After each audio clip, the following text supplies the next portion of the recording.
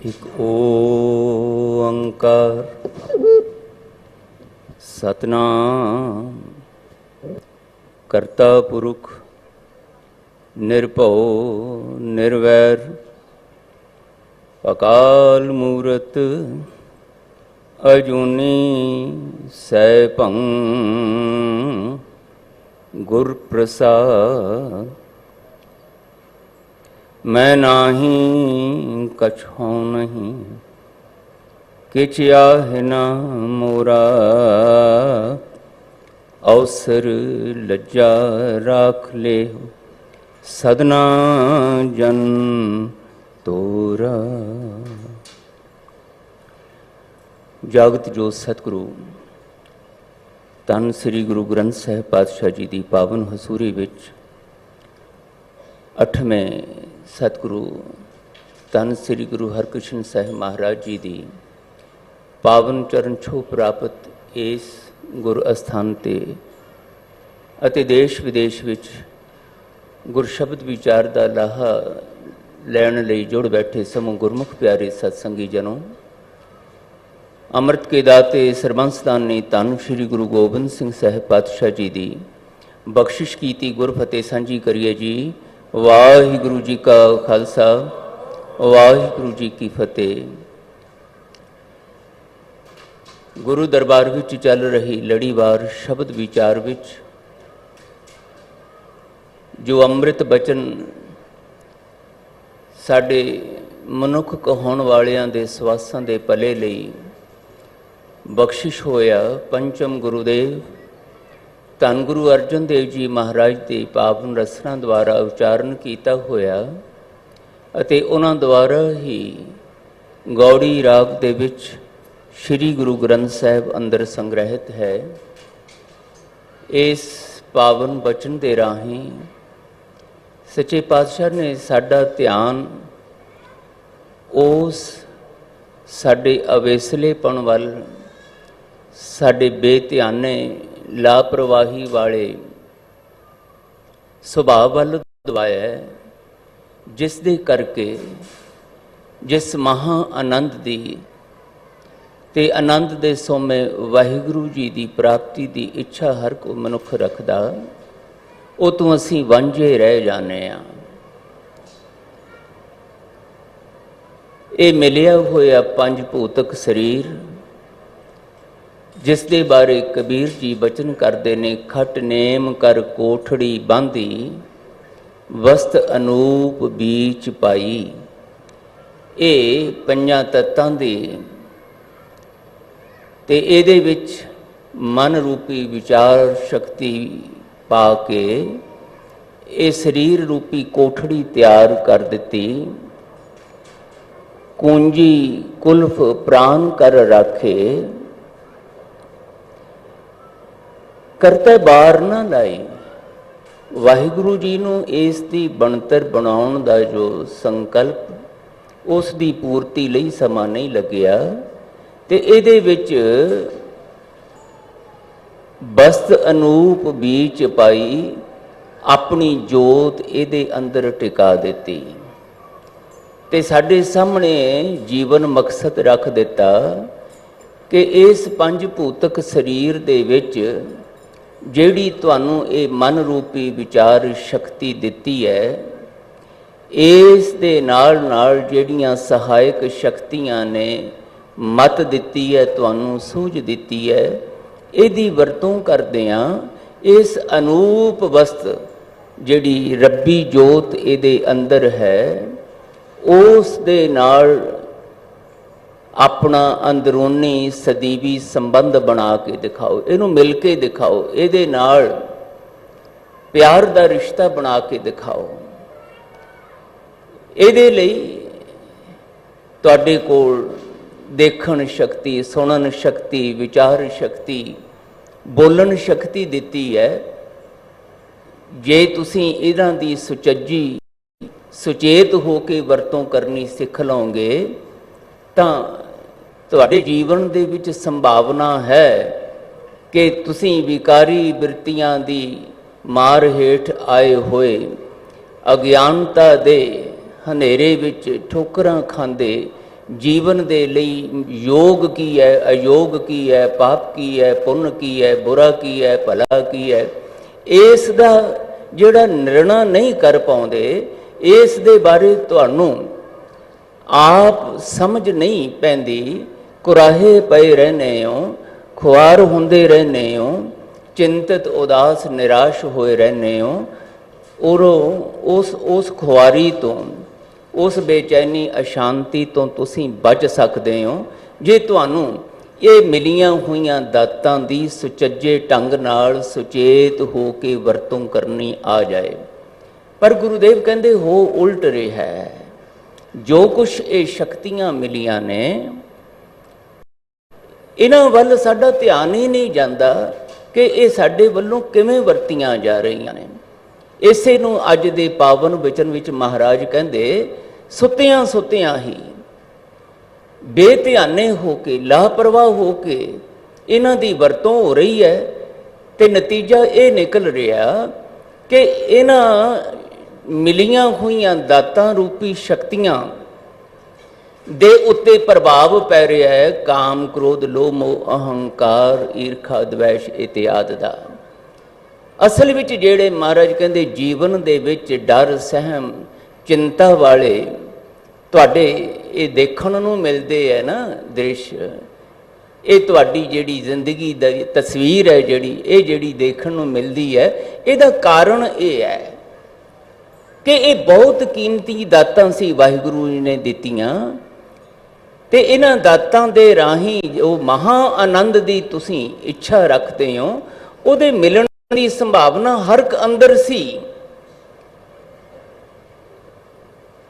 ਕੋਈ ਇਸ ਸੰਸਾਰ ਦੇ ਵਿੱਚ ਅਖੌਤੀ ਤੌਰ ਤੇ ਕਿਹਾ ਜਾਣ ਵਾਲਾ, ਭਾਵੇਂ ਨੀਚ ਜ਼ਾਤ ਦਾ, ਅਖੌਤੀ ਤੌਰ ਤੇ ਕਿਹਾ ਜਾਣ ਵਾਲਾ ਕੋਈ ਉੱਚੀ ਜ਼ਾਤ ਦਾ, ਇਹ ਚਾਰ ਵਰਨ ਜਿਹੜੇ ਬ੍ਰਾਹਮਣ, ਖੱਤਰੀ, ਸ਼ੂਦ, ਵੈਸ ਕਹੇ ਜਾਂਦੇ, ਇਹਨਾਂ ਵਿੱਚੋਂ ਕੋਈ ਵੀ ਬੰਦਾ ਜੇ ਸੁਚੇਤ ਹੋ ਕੇ ਇਹਨਾਂ ਵਾਹਿਗੁਰੂ ਜੀ ਵੱਲੋਂ ਮਿਲੀਆਂ ਹੋਈਆਂ ਸ਼ਕਤੀਆਂ ਦੀ ਸੁਚੱਜੇ ਤਰੀਕੇ ਨਾਲ ਵਰਤੋਂ ਕਰਨੀ ਸਿੱਖ ਲਵੇ, ਤਾਂ ਹਰ ਇੱਕ ਦੇ ਅੰਦਰ ਇਹ ਸੰਭਾਵਨਾ ਹੈ ਕਿ ਉਹ ਮਹਾ ਆਨੰਦ ਦੇ ਵਿੱਚ ਜੀਵੇ, ਇੱਕ ਬੇਪਰਵਾਹੀ ਵਿੱਚ, ਇੱਕ ਮਸਤੀ ਵਿੱਚ ਪ੍ਰਭੂ ਮਿਲਾਪ ਦਾ ਅਕਹਿ ਸੁਖ ਮਾਣਦਿਆਂ ਜੀ ਸਕਦਾ। ਤੇ ਇਸ ਪੂਰੇ ਜੀਵਨ ਨੂੰ ਜੇਤੂ ਵਾਂਗ, ਸਫਲ ਮਨੁੱਖ ਵਾਂਗ ਇਹਨਾਂ ਵਿਕਾਰੀ ਬਿਰਤੀਆਂ ਨੂੰ ਪਛਾੜ ਕੇ, ਹਰਾ ਕੇ, ਇਹਨਾਂ ਨੂੰ ਆਪਣੇ ਉੱਤੇ ਜਿਹੜਾ ਪ੍ਰਭਾਵ ਪਾ ਕੇ, ਉਜੜੇ ਪਾ ਕੇ ਦੁਖੀ ਬੇਚੈਨ ਕਰਦੇ ਨੇ ਕਾਮ, ਕ੍ਰੋਧ, ਲੋਭ, ਮੋਹ, ਅਹੰਕਾਰ, ਇਹਨਾਂ ਦੀ ਮਾਰ ਤੋਂ ਬਚਾ ਸਕਦਾ। ਔਰ ਫਿਰ ਇਹੋ ਜਿਹੇ ਜੀਵਨ ਦੇ ਵਿੱਚ ਮਹਾਰਾਜ ਕਹਿੰਦੇ ਨਤੀਜੇ ਜਿਹੜੇ ਨਿਕਲਦੇ ਨੇ ਉਹ ਵੀ ਬੜੇ ਵਿਸਮਾਦੀ ਨੇ। ਇਸ ਸੰਸਾਰ ਦਾ ਹਰ ਇੱਕ ਮਨੁੱਖ ਕੁਝ ਵੀ ਖੁੱਸ ਜਾਣ ਤੋਂ ਡਰਦਾ, ਵੱਧ ਤੋਂ ਵੱਧ ਪ੍ਰਾਪਤੀਆਂ ਸੰਸਾਰਕ ਤੌਰ ਤੇ ਚਾਹੁੰਦਾ, ਤੇ ਜੋ ਮਿਲਿਆ ਉਹ ਖੁੱਸ ਨਾ ਜਾਵੇ ਇਹਦੀ ਚਿੰਤਾ ਵਿੱਚ ਜਿਉਂਦਾ। ਪਰ ਜਿਹੜਾ ਆਪਣੇ ਇਸ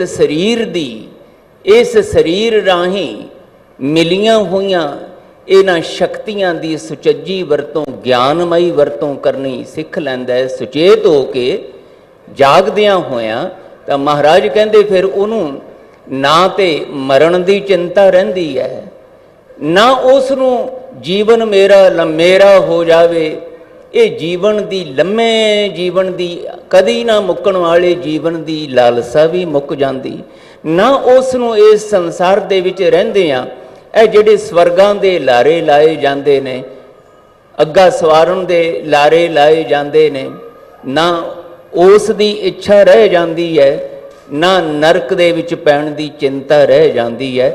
ਬਸ ਇਹ ਘੜੀਆਂ ਜਿਹੜੀਆਂ ਜੀਵਨ ਦੀਆਂ ਲੰਘ ਰਹੀਆਂ ਨੇ, ਇਸ ਨੂੰ ਮੈਂ ਇਸ ਜੀਵਨ ਦਾਤੇ ਜਿਹਨੇ ਮੈਨੂੰ ਇਹ ਸਰੀਰ ਦਿੱਤਾ, ਸਰੀਰ ਦੇ ਨਾਲ ਇਹ ਮਨ ਰੂਪੀ ਵਿਚਾਰ ਸ਼ਕਤੀ ਦਿੱਤੀ, ਮਤ ਦਿੱਤੀ, ਤੇ ਇਹਦੇ ਵਿੱਚ ਆਪਣੀ ਜੋਤ ਟਿਕਾਈ, ਇਸ ਜੋਤ ਨਾਲ ਆਪਣਾ ਆਤਮਿਕ ਰਿਸ਼ਤਾ, ਪਿਆਰ ਭਰਿਆ ਰਿਸ਼ਤਾ ਬਣਾ ਕੇ ਬਸ ਅੱਜ ਦੀ ਘੜੀ ਆਨੰਦ ਵਿੱਚ ਜਿਉਣਾ ਸਿੱਖ ਲਵਾਂ, ਅੱਜ ਦੇ ਪਲ ਨੂੰ ਸਫਲਾ ਕਰਨਾ ਸਿੱਖ ਲਵਾਂ, ਫਿਰ ਨਾ ਬੀਤੇ ਦਾ ਪਛਤਾਵਾ, ਨਾ ਭਵਿੱਖ ਦੀ ਚਿੰਤਾ। ਇੱਥੇ ਖੜੀ ਹੈ ਸਾਡੀ ਸੁਰਤੀ ਗੁਰੂ ਪਿਆਰਿਓ। ਜੋ ਕੁਝ ਪਿੱਛੇ ਬੀਤ ਚੁੱਕਿਆ ਉਹਦੇ ਵਿੱਚ ਸਾਨੂੰ ਇਸੇ ਗੱਲ ਦਾ ਪਛਤਾਵਾ ਰਹਿੰਦਾ ਹੈ, ਇਹ ਕੁਝ ਕਰ ਸਕਦੇ ਸੀ, ਇਹ ਕੁਝ ਮਿਲ ਸਕਦਾ ਸੀ, ਇਹ ਨਹੀਂ ਹੋਇਆ, ਉਹਦੇ ਲਈ ਹੌਕੇ ਭਰੀ ਜਾਂਦੇ ਆ। ਆਉਣ ਵਾਲੇ ਸਮੇਂ ਦੀ ਚਿੰਤਾ, ਆਪਣੀ ਪਰਿਵਾਰਾਂ ਦੀ, ਕੀ ਬਣੇਗਾ, ਕਿਵੇਂ ਮਿਲੇਗਾ, ਕਿਵੇਂ ਹੋਏਗਾ। ਬਸ ਮਹਾਰਾਜ ਕਹਿੰਦੇ ਬੀਤੇ ਦੀ ਫਿਕਰ, ਪਛਤਾਵਾ, ਸ਼ਰਮਿੰਦਗੀ, ਨਿੰਮੋ ਝੂਣਾਪਣ ਤੇ ਭਵਿੱਖ ਦੀਆਂ ਚਿੰਤਾਵਾਂ, ਇਹਦੇ ਵਿੱਚ ਤੁਸੀਂ ਆਪਣਾ ਵਰਤਮਾਨ ਗਵਾ ਰਹੇ ਹੋ। ਇਹਦੇ ਵਿੱਚ ਜਿਹੜਾ ਵਰਤਮਾਨ ਦਾ ਪਲ ਸੁਚੇਤ ਹੋ ਕੇ ਵਾਹਿਗੁਰੂ ਜੀ ਦੇ ਨਾਲ ਪਿਆਰ ਯਾਦ ਦਾ ਰਿਸ਼ਤਾ ਜੋੜ ਕੇ ਇਹਦਾ ਆਨੰਦ ਮਾਣ ਸਕਦੇ ਹੋ, ਇਹ ਤੋਂ ਤੁਸੀਂ ਵਾਂਝੇ ਰਹਿ ਜਾਂਦੇ ਹੋ। ਬਸ ਇਦਾਂ ਹੀ ਭਵਿੱਖ ਕਦੀ ਆਉਂਦਾ ਨਹੀਂ, ਭਵਿੱਖ ਦੀ ਚਿੰਤਾ ਜ਼ਰੂਰ ਲੱਗੀ ਰਹਿੰਦੀ ਹੈ, ਵਰਤਮਾਨ ਹੱਥੋਂ ਗੁਆਚ ਜਾਂਦਾ ਹੈ। ਹਰ ਘੜੀ ਹਰ ਪਲ ਇਸੇ ਤਰ੍ਹਾਂ ਹੀ ਬਤੀਤ ਕਰਦੇ ਹਾਂ, ਜੀਵਨ ਅਸਫਲ ਚਿੰਤਾਵਾਂ ਦੇ ਵਿੱਚ ਗੁਜ਼ਰ ਜਾਂਦਾ।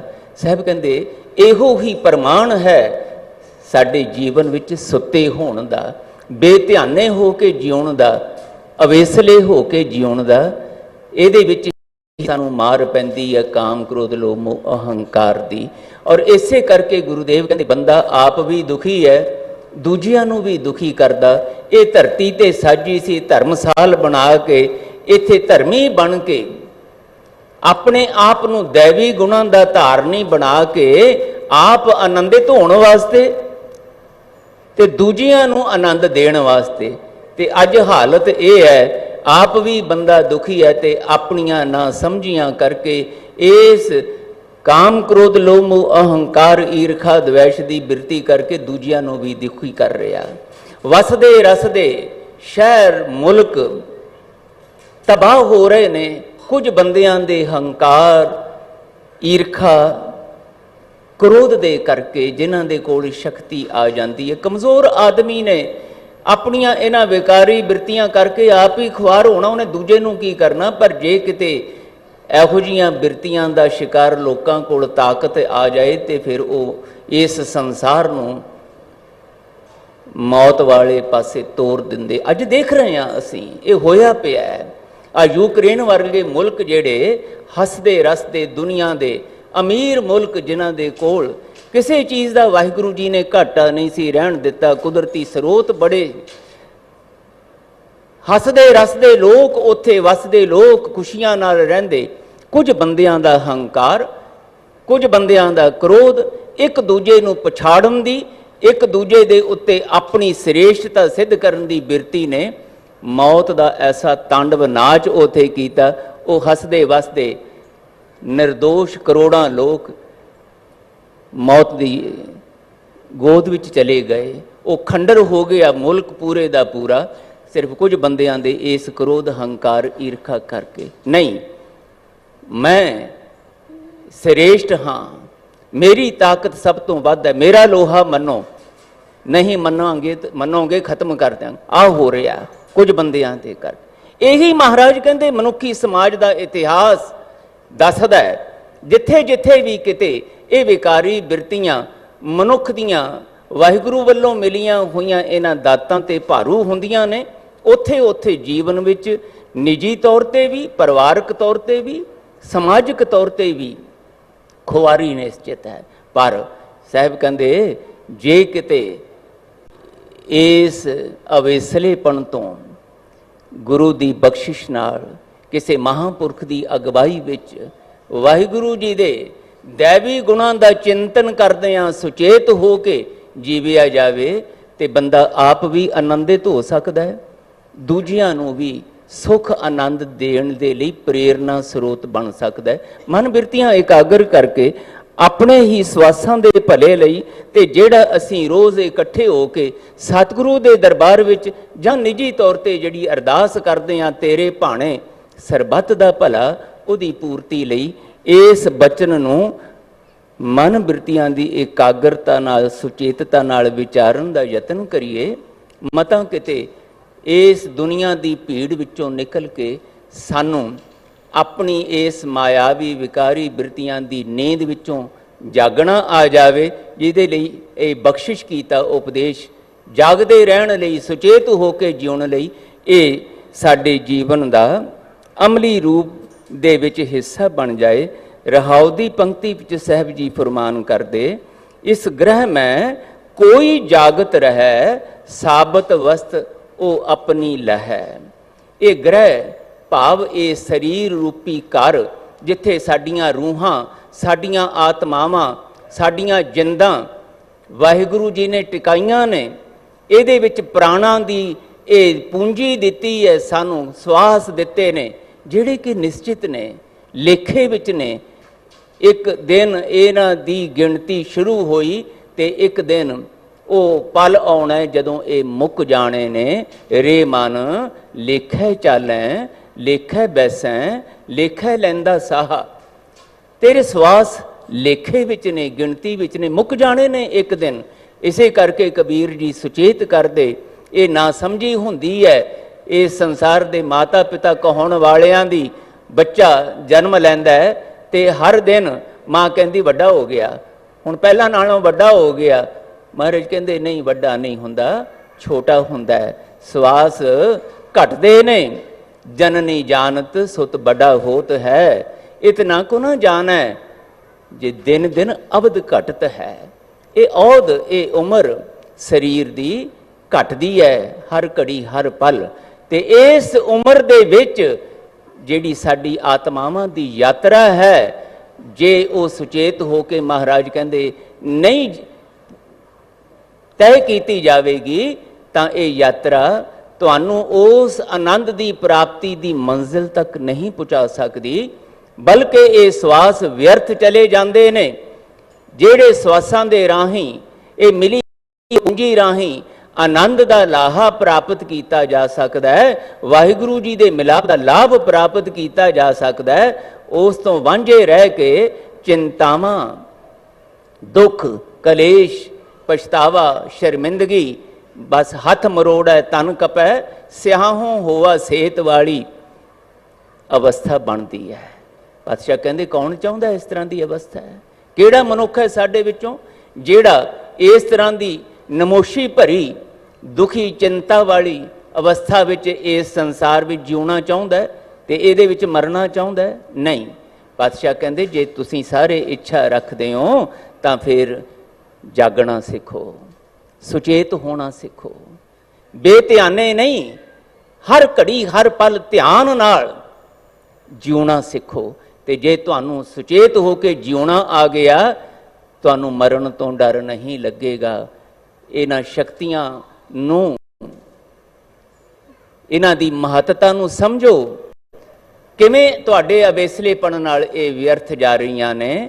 ਦਾਤਾਰ ਬਚਨ ਕਰਦੇ, ਦੇਖੋ ਭਾਈ, ਨੈਣੋ ਨੀਂਦ ਪਰ ਦ੍ਰਿਸ਼ਟ ਵਿਕਾਰ। ਮਹਾਰਾਜ ਕਹਿੰਦੇ ਸਭ ਸੁੱਤੇ ਪਏ, ਇੱਕੋ ਸਤਿਗੁਰ ਜਾਗਤਾ, ਹੋਰ ਸਭ ਜਗ ਸੂਤਾ। ਮੋਹ ਪਿਆਸ ਸਭ ਸੰਸਾਰ ਮਹਾਰਾਜ ਕਹਿੰਦੇ ਸੁੱਤਾ ਪਿਆ, ਮੋਹ ਮਾਇਆ ਦੇ ਪ੍ਰਭਾਵ ਹੇਠ। ਅਸੀਂ ਕਹਿੰਦੇ ਹਾਂ ਪਾਤਸ਼ਾਹ ਕਿਵੇਂ ਅਸੀਂ ਸੁੱਤੇ ਪਏ ਹਾਂ?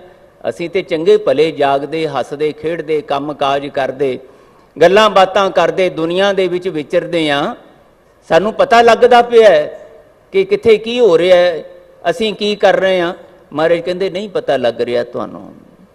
ਜੇ ਤੁਹਾਨੂੰ ਪਤਾ ਲੱਗ ਰਿਹਾ ਹੁੰਦਾ ਤਾਂ ਤੁਸੀਂ ਕੁਰਾਹੇ ਪੈਣ ਤੋਂ, ਇਹ ਕਾਮ, ਕ੍ਰੋਧ, ਲੋਭ, ਮੋਹ, ਅਹੰਕਾਰ ਦੀ, ਈਰਖਾ, ਦਵੇਸ਼ ਦੀ ਮਾਰ ਤੋਂ ਬਚਦੇ, ਪਰ ਨਹੀਂ ਬਚ ਪਾ ਰਹੇ। ਕਿਵੇਂ ਨਹੀਂ ਬਚ ਪਾ ਰਹੇ? ਉਹਦਾ ਖੁਲਾਸਾ ਕਰਦੇ ਆ ਸਾਹਿਬ। ਕਹਿੰਦੇ ਨੈਣੋ ਨੀਂਦ ਪਰ ਦ੍ਰਿਸ਼ਟ ਵਿਕਾਰ। ਅੱਖਾਂ ਮਿਲੀਆਂ, ਦੇਖਣ ਸ਼ਕਤੀ ਮਿਲੀ ਇਹਨਾਂ ਦੇ ਰਾਹੀਂ। ਕਦੀ ਮਹਾਰਾਜ ਕਹਿੰਦੇ ਬੈਠ ਕੇ ਵਿਚਾਰ ਕੀਤੀ ਤੁਸੀਂ? ਕਦੀ ਆਪਣੇ ਆਪ ਨਾਲ ਕੁਝ ਘੜੀਆਂ ਰੋਜ਼ ਬਤੀਤ ਕੀਤੀਆਂ ਇਸ ਪੱਖੋਂ ਕਿ ਮੈਨੂੰ ਇਹ ਜਿਹੜੀ ਦੇਖਣ ਸ਼ਕਤੀ ਮਿਲੀ ਹੈ, ਇਹਨਾਂ ਨਾਲ ਜਦੋਂ ਮੈਂ ਸੰਸਾਰ ਨੂੰ ਦੇਖਦਾ ਤੇ ਕਿਵੇਂ ਦੇਖਦਾ? ਸੋਹਣਾ ਸਰੀਰ ਦੇਖਿਆ, ਉਹਨੂੰ ਦੇਖਦਿਆਂ ਹੋਇਆਂ ਮੇਰੇ ਅੰਦਰ ਕੀ ਭਾਵਨਾ ਜਾਗੀ? ਕਿ ਮੈਂ ਵਾਸ਼ਨਾ ਦਾ ਸ਼ਿਕਾਰ ਹੋਇਆ? ਉਹ ਸਰੀਰ ਦੀ ਸੁੰਦਰਤਾ ਦਾ ਆਕਰਸ਼ਣ ਦੇਖ ਕੇ ਕੀ ਉਸ ਨੂੰ ਮਾਲਕ ਬਣ ਕੇ ਉਹ ਤੇ ਕਬਜ਼ਾ ਕਰਕੇ ਭੋਗਣ ਦੀ ਬਿਰਤੀ ਆਈ? ਜਾਂ ਉਸ ਸਰੀਰ ਨੂੰ ਦੇਖ ਕੇ ਵਾਹਿਗੁਰੂ ਜੀ ਦਾ ਚੇਤਾ ਆਇਆ, ਵਾਹ ਪਾਤਸ਼ਾਹ, ਐਸੇ ਸੋਹਣੇ ਸਰੀਰ ਰੂਪੀ ਭਾਂਡੇ ਤੁਸੀਂ ਘੜੇ, ਕਿੰਨੇ ਸੁੰਦਰ ਚਿੱਤਰਕਾਰ ਤੁਸੀਂ, किन्ने सोहने तुसीं बुत घाड़े, वाहिगुरू किन्ने सोहने सिरजणहार तुसीं। कदी इस तरीके नाल इन्हां अखां नाल देखना आया संसार नूं?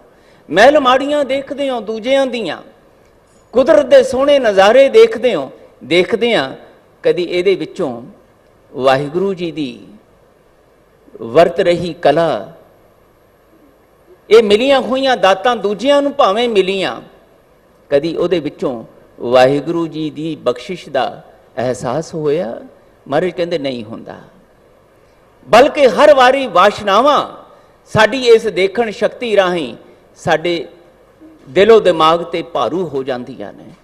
इहदी व्याख्या करन दी लोड़ नहीं, सानू सब नूं पता है साडे मना अंदर की विचरदा। दुनिया नूं पता लगे ना लगे, पर साडे अंदर ते जे थोड़े सुचेत होइए सानू पता लगदा है। इसे करके महाराज कहंदे इन्हां अखां नाल गल्लां करनियां सिखो, तां कि ये देखण शक्ति जिहड़ी है ये मैली ना होवे, ਇਹਦੇ ਵਿੱਚ ਬੇਸੰਜਮਾਪਣ ਨਾ ਆਵੇ। ਇਹ ਜਿੰਨੇ ਮਾੜੇ ਨਤੀਜੇ ਇਸ ਸੰਸਾਰ ਦੇ ਵਿੱਚ ਰੇਪ ਦੇ, ਦੂਜਿਆਂ ਦੇ ਸਰੀਰਾਂ ਦੇ ਨਾਲ ਪੱਤ ਲੁੱਟਣ ਵਾਲੇ ਇੱਥੇ ਨਜ਼ਰ ਆਉਂਦੇ ਹੈ, ਜਾਂ ਦੂਜਿਆਂ ਦੇ ਪ੍ਰਤੀ ਜਿਹੜੀ ਈਰਖਾ ਦਵੈਸ਼ ਦੀ ਭਾਵਨਾ, ਮਰਨ ਮਰਾਉਣ ਦੀ ਭਾਵਨਾ, ਇਹ ਮੇਰਾ ਦੁਸ਼ਮਣ ਹੈ, ਇਹ ਮੇਰਾ ਮਿੱਤਰ ਹੈ, ਇਹ ਮੇਰਾ ਆਪਣਾ, ਇਹ ਬੇਗਾਨਾ ਹੈ। दुनिया के महल माड़ियां दूजियां कोल देख के ईरखा पैदा होनी, ये मेरे कोल क्यों नहीं हन, इहदा मैं मालक किवें बन जावां, ये पदवियां जिहड़ियां दूजियां नूं मिलियां ये मेरियां किवें हो जाण। इत्थे पईयां होईयां गोलकां, इत्थे बने होए ये सतसंगी गुरु घर, गुरु दे दरबार, इत्थे सेवक बन के नहीं, मैं प्रधान सकत्तर बन के किवें इत्थे काबज हो जावां। ये बिरती महाराज कहते ये विकारी बिरती है। इन्हां अखां नूं जदों महाराज कहते मैं कहना नींद आई हुई है, तो ये शरीरक नींद की गल नहीं है, ये उस शक्ति दे बेसंजमे तरीके नाल कीते हुए इस्तेमाल की चर्चा कर रहा महाराज कहते मैं। इस करके गुरुदेव कहते जागना सिखो, सुचेत होना सिखो। वो किवें होएगा? रोज़ इहदे नाल गल्लां करो, कल्ले कल्ले अंग नाल। महाराज कहते मैं तुहानूं गल्लां करनियां सिखाउणियां चाहुंदा। दुनिया नूं तुहाडे इन्हां गलत तरीके नाल वरते हुए स्रोतां नूं, इन्हां मिले हुए ज्ञान इंद्रियां नूं तुसीं वरतदे हो जदों माड़े जां चंगे तरीके नाल, दुनिया नूं ते भावें पता लगे ना लगे, अंतरयामी जिहड़े अंदर है ना, महाराज कहते उन्हां नूं पता। अंतरयामी सतगुरु जी दे कोलों दातां लैण आउणे, उन्हां नूं पता। इस करके आत्म पड़चोल करनी सिखो। महाराज कहते अपना आत्म चिंतन, अपने आप का लेखा जोखा आप करन दी जांच सिखो। तो जांच सिखाउण वास्ते सतगुरु कहते मैं हैगा। ये शब्द तुहानूं दिता गुरु ग्रंथ साहिब के रूप विच, जिहड़ी दात तुहानूं दिती है, ज्ञान का भंडारा दिता, इसनूं आधार बनाओ। इहदे राही महाराज कहते कदी अखां नाल गल्लां करनियां सिखो। ए नेत्रो मेरिओ हर तुम मैं जोत तरी, हर बिनावर ना देखो कोई। कदी इदां गल्लां कीतियां असीं? बाणी ते मैं भी पढ़ लई, सुनाती, अर्थ याद कर ले विद्वानां दियां किताबां ग्रंथ पढ़ के, पर इहनूं कदी दृढ़ाउण दी, कमाउण दी कोशिश मैं कीती। आत्म चिंतन ये मैं देखना है। पातशाह कहंदे यही मैं चाहुंदा तुसीं इत्थे बैठ के मेरे कोलों ये सिखो। अज दे बचन विच साहब जी ने इहो ही सानू समझाया है। मेरे कोल आउण दा महाराज कहंदे ये सत्संग विच आउण दा, गुरु दे प्यारियां सतसंगियां नाल मिल बैठ के गुरु शब्द दा पठन पाठन दा, कीर्तन दा, विचार दा लाहा लैण दा इहो ही मकसद है कि सानू बाहर मुखी अपनियां बिरतियां नूं अंतरमुखी करन दी, दुनिया वांग जीउण दी नहीं, दुनिया दी परवाह करके नहीं, दुनिया दे रंग तमाशियां वाल ध्यान दे के नहीं, बल्कि अपने अंदर ध्यान दे के मेरे अंदर की चल रहा है, मैं किस तरह की बिरती विच जीव रही हाँ, मैं किस तरह की मनो अवस्था दे विच माड़ी जां चंगी विच समा गुजार रहे हाँ। इहदा लेखा जोखा महाराज कहंदे सुचेत होकर रोज़ करना सिखोगे तां तुसीं इन्हां विकारी बिरतियां दी मार तो बच सकोगे।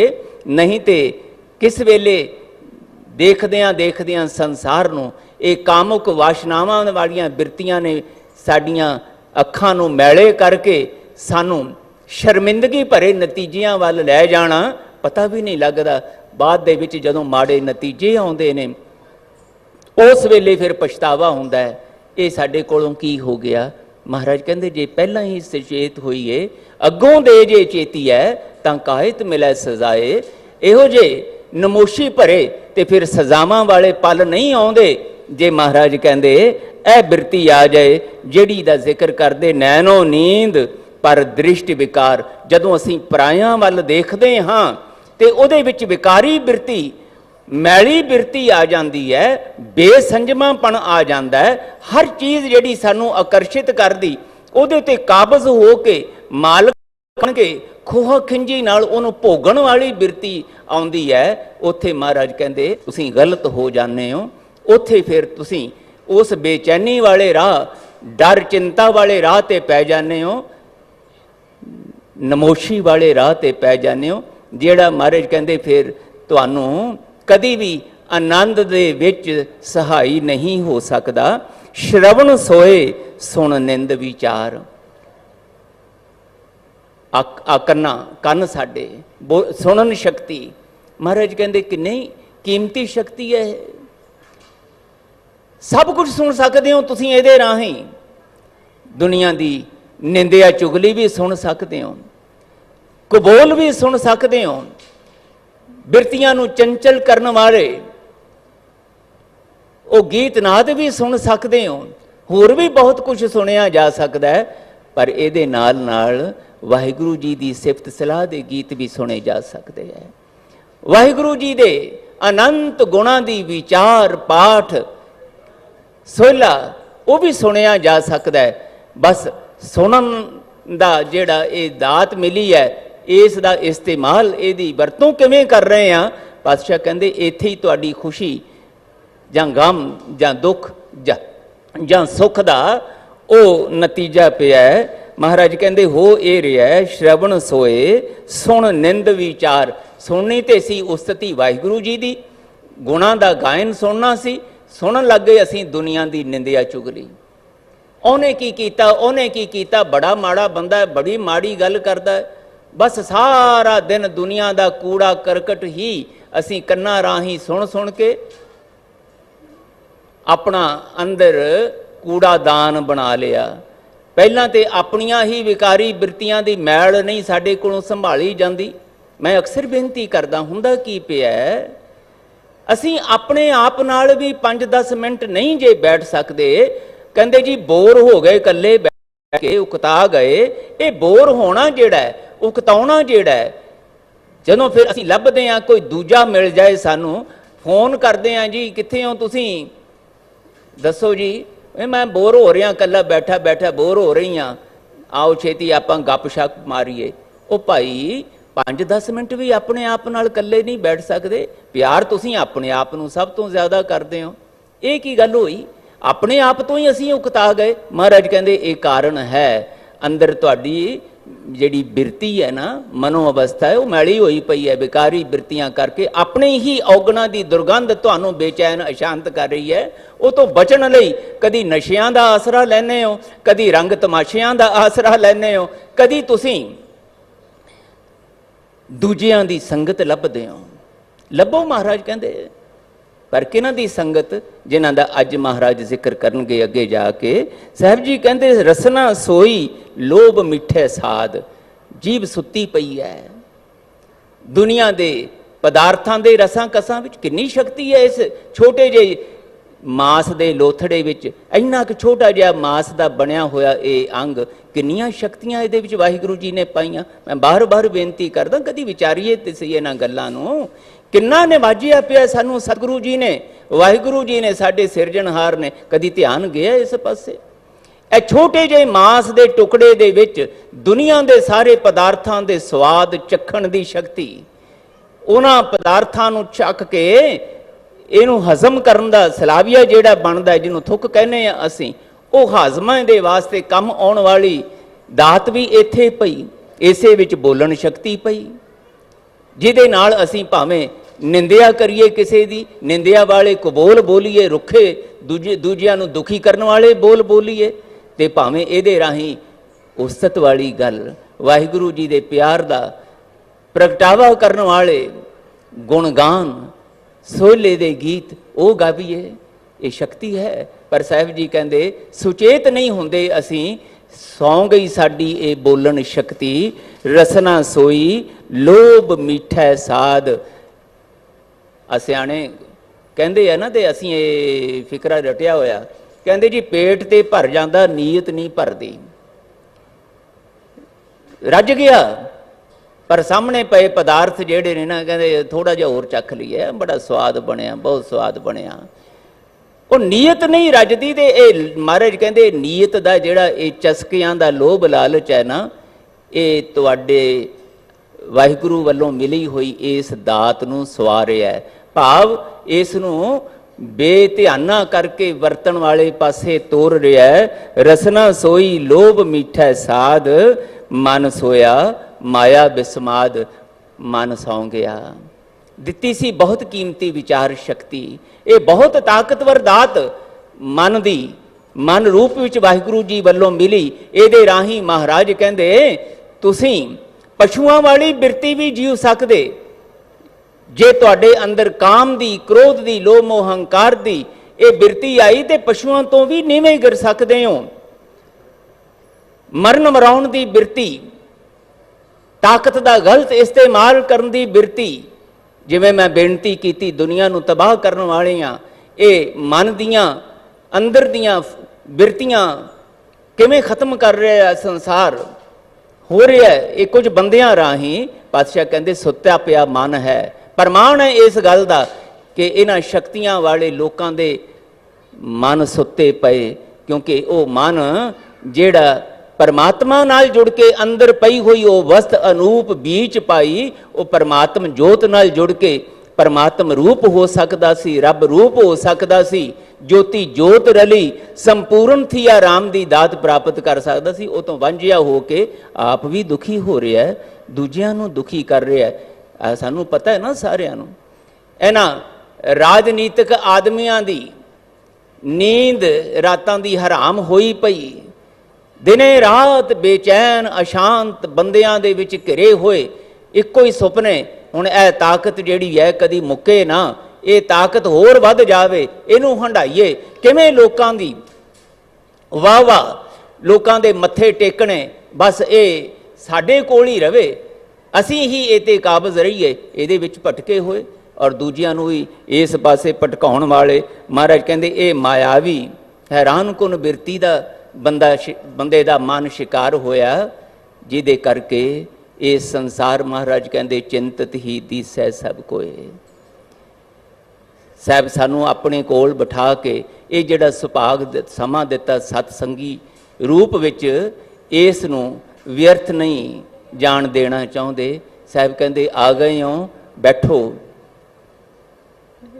ਥੋੜਾ ਬਾਣੀ ਨਾਲ ਜੁੜ ਕੇ ਆਪਣਾ ਲੇਖਾ ਜੋਖਾ ਕਰਨਾ ਸਿੱਖੋ।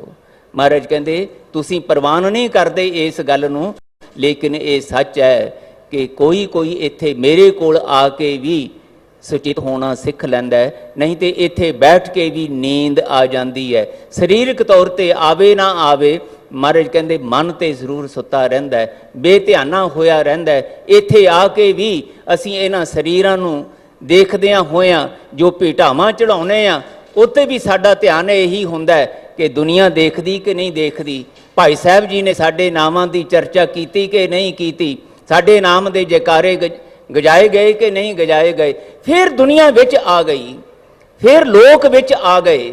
ਸਾਡਾ ਗੁਰੂ ਦੇ ਨਾਲ ਉਹ ਮਾਲਕ ਤੇ ਭਿਖਾਰੀ ਦਾ ਜਿਹੜਾ ਰਿਸ਼ਤਾ ਬਣਾ ਕੇ ਆਏ ਸੀ ਇੱਥੇ ਝੋਲੀਆਂ ਅੱਡਣ ਵਾਸਤੇ, ਆਪਣੇ ਸਤਿਗੁਰੂ ਨੂੰ ਲੋਕ ਪਰਲੋਕ ਦਾ ਸੁਖ ਦਾਤਾ ਜਾਣਦੇ ਹੋਏ ਉੱਥੇ ਕੁਝ ਭੇਟਾਵਾਂ ਵਾਹਿਗੁਰੂ ਜੀ ਵੱਲੋਂ, ਸਤਿਗੁਰੂ ਵੱਲੋਂ ਮਿਲੀਆਂ ਹੋਈਆਂ ਦਾਤਾਂ ਵਿੱਚੋਂ ਸ਼ੁਕਰਾਨੇ ਵਜੋਂ ਭੇਟਾ ਕਰਦਿਆਂ ਸਤਿਗੁਰੂ ਨਹੀਂ, ਦੁਨੀਆ ਫਿਰ ਵਿੱਚ ਆ ਗਈ।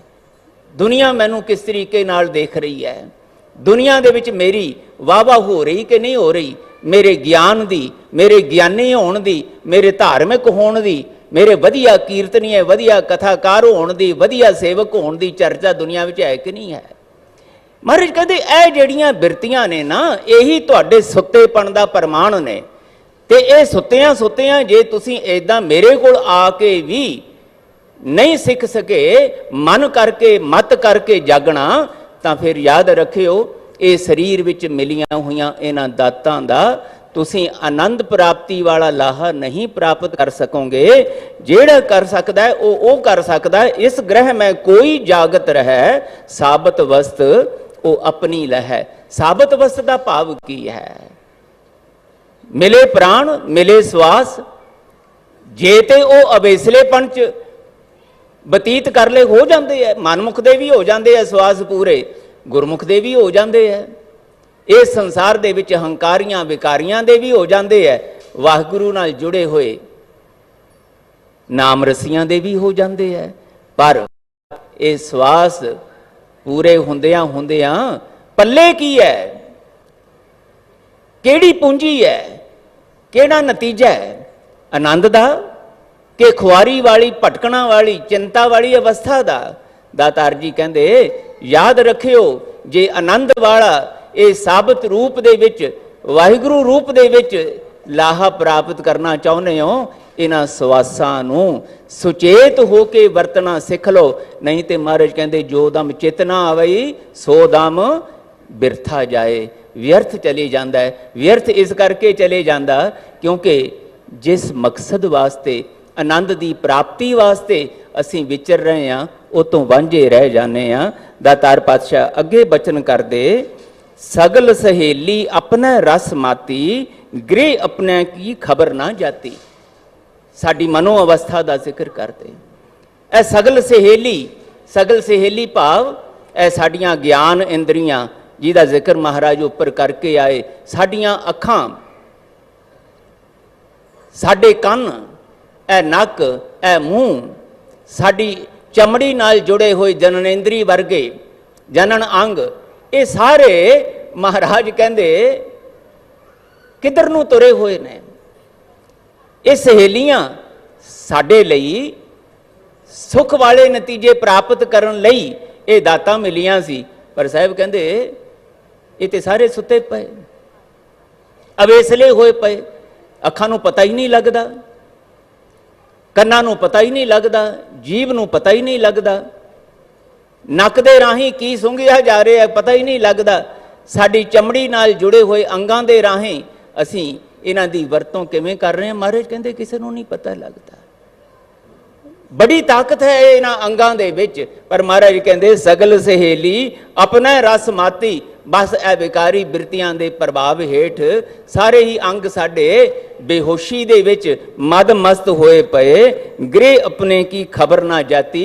मेरे अंदर किन्नी क मैल भर रही है, किन्ने क औगण किन्ने क विकार मैनू खुआरी वाले पासे लैके जा रहे ने। कदी आत्म चिंतन नहीं हुंदा, कदी सुचेत हो के पातशाह जी कहते अपने आप नाल मिल बैठ के गुर शब्द नूं आधार बना के गुरु दे बख्शे ज्ञान नूं आधार बना के अपना लेखा जोखा करन दी आदत नहीं पैंदी। इस करके इस अवेसलेपण विचों महाराज कहते पता ही नहीं लगता एक एक श्वास किदां बतीत हो गया। कदों बचपने तो जवानी आई, कदे बुढ़ेपा आया तो हुण शरीर जर्जरा हो के अग्गा नेड़े आया वाला तो फिर चिंतावां लग गईयां। हुण की बनेगा, हुण की होवेगा, मौत आ गई। ये तो जीवन जीविया ही नहीं अजे, अजे तो बहुत कुछ मैं प्राप्त करना सी, ये की हो गया। बस महाराज कहते फिर हथ मरोड़ है तन कपै सिहाहों होआ सेत। फिर एक रंग आउंदा एक जांदा, शरीर निर्बल हो गया। नैनो नीर वह धन कीना भये केस दुधवाने। रुदा कंठ शब्द नहीं उचरै अब क्या करें पुराने। साहब कहते हुण की करेंगा भाई, निर्बलता तैनू कुछ करन दे समर्थ नहीं रहन देवेगी। हाँ जे तैनू हर घड़ी हर पल हुणे सुचेत होना आ गया तो आने वाला समा भावें वो बुढ़ेपे का ही होवे, शरीर जर्जरा भी होवे, उत्थे भी महाराज कहते शरीर करके आया बुढ़ेपा भी तुहानू उदास निराश नहीं करेगा। साहब ते फैसले सुनाउंदे ने गुरमुख बुढ़े कदे नाहीं, जिन्हां अंतर सुरत ज्ञान, जिन्हां दियां सुरतियां बिरतियां विच वाहिगुरू जी दे गुणां दा ज्ञान चेता समझ बनी रहिंदी है ना।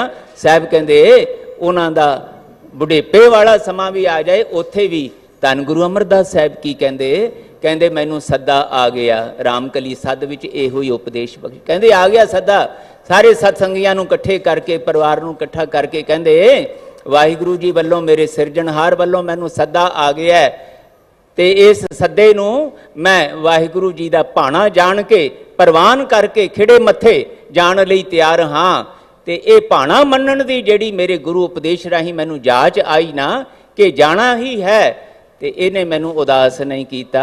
मैं आनंद विच हाँ, मेरे वाहिगुरू जी नूं जो चंगा लग रहा है वो मैनू चंगा लग रहा है, इस करके मैनू शाबाश देण वास्ते मेरा हर भाणा मैं पाया। मेरा हर प्रभ करे शाबाश जीओ, मैनू हुण शाबाशी देण वास्ते, मैनू अपनी गल नाल लाउण वास्ते वाहिगुरू जी बुला रहे ने मैनू। ते मेरे पिछों रोयो ना तुसीं, बस कीर्तन करियो वाहिगुरू जी दे इस भाणे नूं मनाउण वाली, इस नूं समझण वाली बाणी दा पठन पाठन विचार करियो।